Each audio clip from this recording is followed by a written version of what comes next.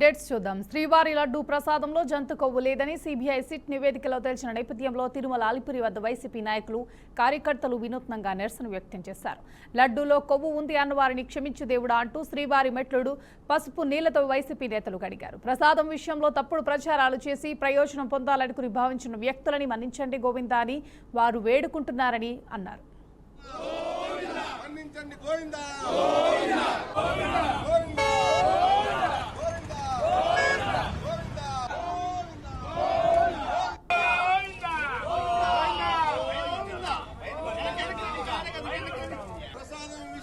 తప్పుడు ప్రచారాలు చేసి ప్రయోజనం పొందాలనుకుని భావించిన వ్యక్తులను మన్నించండి గోవిందా మన్నించండి.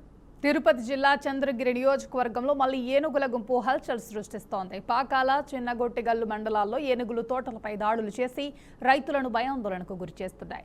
పెరుమాళ్లపల్లి, కొండకిందపల్లి గ్రామాల్లో మామిడి, వరి పంటలు పూర్తిగా ధ్వంసమయ్యాయి. తుమ్మచేనుపల్లి గ్రామంలో ఒక్క రాత్రిలోనే సుమారు 30 మామిడి చెట్లు, 10 కొబ్బరి చెట్లు నేలకొరిగాయి. ప్రతి నెల ఏనుగులు దాడులు జరుగుతున్నప్పటికీ శాశ్వత పరిష్కారం కనిపించడం లేదని రైతులు ఆవేదన వ్యక్తం చేస్తున్నారు. రాత్రి వేళ పొలాలకు వెళ్లలేని పరిస్థితి నెలకొందని, జీవనాధారం పూర్తిగా దెబ్బతిందని వాపోతున్నారు.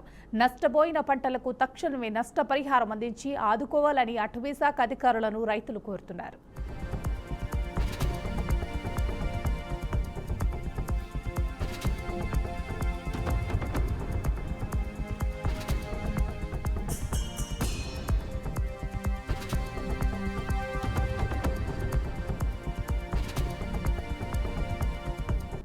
పార్లమెంటులో 2026-27 వార్షిక బడ్జెట్ సమావేశాలు ప్రారంభమయ్యాయి.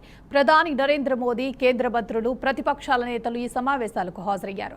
తొలి రోజు రాష్ట్రపతి ద్రౌపది ముర్ము ఉభయ సభలను ఉద్దేశించి ప్రసంగించారు. మూడోసారి ఎన్డీఏ అధికారంలోకి తీసుకొచ్చిన మార్పులు, దేశంలో చేసిన అభివృద్ధి పనులను వివరించారు. వికసిత్ భారత్ వైపు దేశం వేగంగా అడుగులు వేస్తుందని, గడిచిన 10 ఏళ్లలో దేశం వేగంగా అభివృద్ధి చెందుతుందన్నారు. ప్రభుత్వం నిజాయితీతో కూడిన పారదర్శక పాలన అందిస్తోందని కితాబిచ్చారు. జల్ జీవన్ మిషన్ ద్వారా మారుమూల గ్రామాలకు కూడా త్రాగునీరు అందించామని తెలిపారు. గత 10 ఏళ్లలో దేశంలో 4 కోట్ల పక్కా ఇళ్లను నిర్మించి ఇచ్చామని, 10 కోట్ల మందికి ఎల్పీజీ కనెక్షన్లు కూడా ఇచ్చామని చెప్పారు.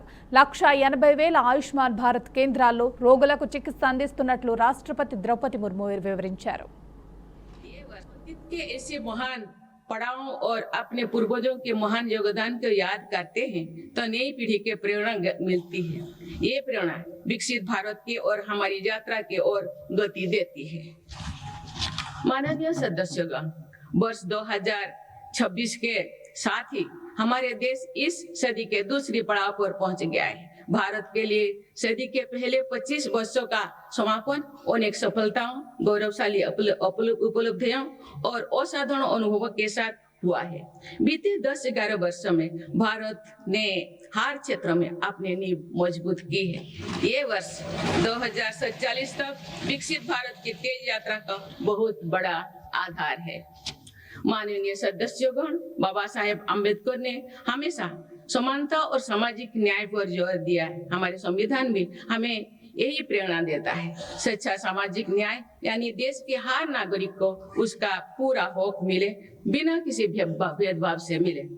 मेरी सरकार सच्ची सामाजिक न्याय के लिए समर्पित है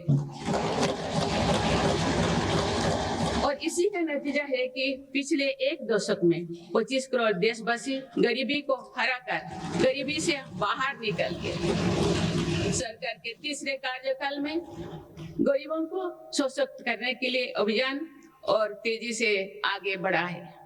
पिछले 1 दशक में गरीबों के 4 करोड़ पक्के घर बने। बीते 1 वर्ष में 32 लाख नए घर गरीबों के को मिले। जल जीवन मिशन के 5 वर्षों में 12.5 करोड़ नए परिवारों तक पाइप से पानी पहुंचाया गया है। बीते 1 वर्ष में करीब 1 करोड़ नए परिवार तक नल से जल की सुविधा पहुंची। उज्ज्वला योजना के माध्यम से आप तक 10 करोड़ से ज्यादा परिवारों को अतीत के ऐसे महान पड़ावों और अपने पूर्वजों के महान योगदान को याद करते हैं तो नई पीढ़ी के प्रेरणा मिलती है। ये प्रेरणा विकसित भारत की और हमारी यात्रा की ओर गति देती है। माननीय सदस्यगण,